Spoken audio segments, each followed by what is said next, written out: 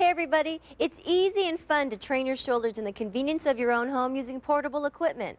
Tatiana will be joining me in just a moment and we'll be shaping our shoulders with shoulder presses. We'll be using the medicine ball, doing some shoulder flexion exercises, doing rear flies, side raises, and some exercises for the rotator cuff. Let's get started.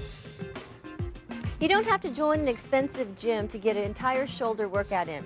Tatiana and I are strengthening our shoulders starting off with the shoulder press. Now remember, all of these exercises we're going to show you today can be done with portable equipment. Okay, let's take a look at her form. She's pressing the weight straight up, contracting the delt at the top of the motion. Okay, one more. Okay, perfect. Now after doing 10 to 15 reps of the shoulder press, grab your medicine ball and do some front raises, keeping the knees slightly bent. Raise the medicine ball up right to shoulder level. Keep the abs tight and squeeze the delts as you lift the ball. Nice and controlled movements. Good, working the front delt. Good contraction. Okay, next one. Okay. Let me grab my 5-pounders. Okay. Okay, we're moving on now from the front delt to the rear. Right in through here, the rear delts. Now I like to train each body part once per week, so I would actually do this shoulder workout once per week. 3 to 4 sets, gradually increasing the weight. Good, come on. And if she needed a spot, I could be right here.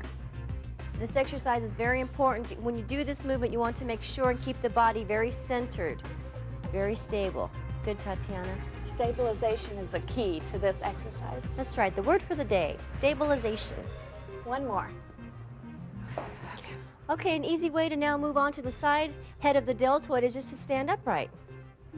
Notice she's keeping the elbows slightly bent. This is working the area right in through here. So the idea when you're training your shoulders is to work around the entire area. Perfect. Pausing and squeezing at the top. Good, Tatiana. Okay. All right. Okay, I think I'll borrow that 5 from you. Here you are. Thank you. Now this exercise is very important. It's for the rotator cuff.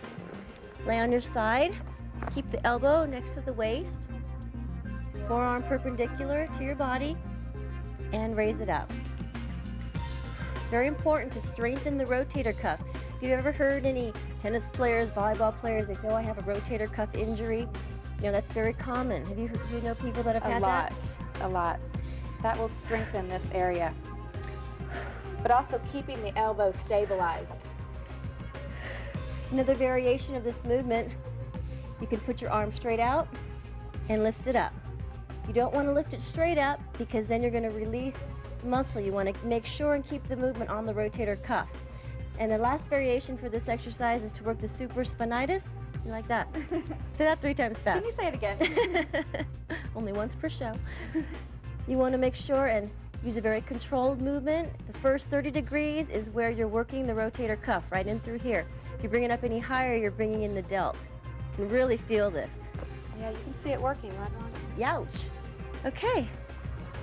Well, that does it for our shoulder workout. Make sure you give these exercises a try. How do you know if you're at a healthy weight? Well, one easy and inexpensive method is to calculate your body mass index, or BMI. Generally, a BMI of 27 is considered overweight, and 30 or above is severely overweight. Extremely muscular individuals may have a high BMI and low body fat. Coming up next, I'll show you how to strengthen your body and heart with the Life Fitness Cross Trainer.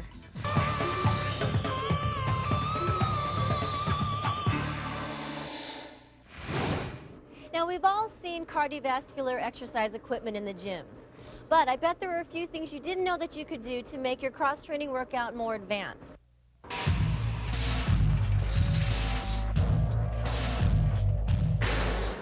I'm starting off here on the Life Fitness Cross Trainer, which is their most high-tech piece of equipment. Now basically this machine uses all the major muscle groups and builds cardiovascular and muscle endurance in one complete motion. Now I'm working the upper extremities and the lower extremities. It's a very safe motion and there's very little impact on the knees due to the elliptical motion of my feet. Now here's an advanced piece of equipment they just came out with. It's a heart rate monitor you wear around your chest. and it's tied in with the mechanism and the machine. And in addition to holding on the handles with the metal pieces, it tracks your heart rate, and it actually adjusts the machine for you. So let's just say, for example, my target heart rate is 160. And if I'm training and I'm not paying attention to the different levels, it will automatically adjust the resistance and increase it if my heart rate drops too low. Pretty neat, huh? So basically, it's kind of like a built-in personal trainer. Another great feature about this machine is you can make it harder for yourself by adjusting the level of the heels. So you're forced to work harder and strengthen the glutes and the arms. Okay, let's move on down to the treadmill. Here on the recumbent bike, you can also do the same thing for a more advanced workout. Tatiana could be training this normal level, this normal speed, and then every 5 minutes she could do a 60-second wind sprint. Basically, you just want to ride as fast as you can, increasing the power in the legs, strengthening the heart. After the 60 seconds is over, she would return to the normal level. So the basic idea with cardiovascular training is you can actually tailor it to fit your goals, whatever level you are. You want to make sure and get the most out of each minute you spend exercising. That way you don't have to do it as often. So remember, by incorporating advanced techniques, you can get the most out of your 30-minute cardiovascular workout.